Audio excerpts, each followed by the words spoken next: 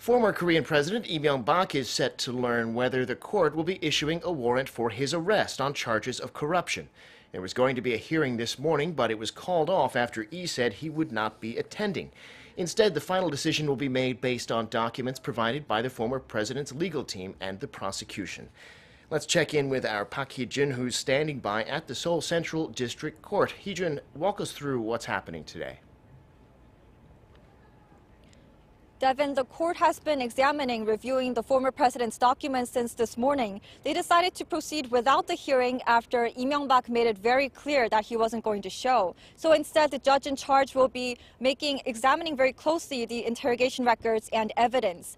Normally, the arrest warrant is finalized after further questioning in the courtroom, but because the defendant is absent, the court will have to go over the documents and evidence submitted by the prosecutors and Lee Myung-bak's legal staff.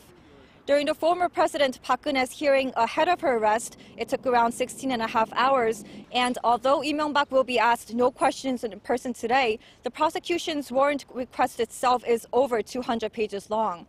And on top of that, they also turned in a separate statement explaining why Lee should be arrested, along with all kinds of evidence, which amounts to more than 150 volumes or 80,000 pages. So we really can't say when the session is going to end.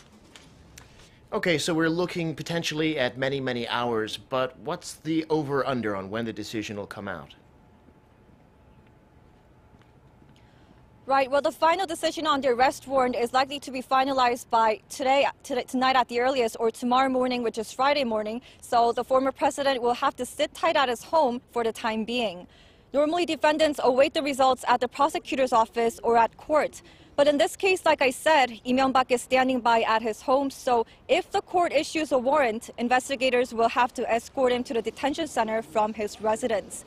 And that will make him the fourth South Korean leader to face arrest for criminal charges. I'll wrap it up for now, but I'll be back with the latest updates for our next newscast. Devin? Okay.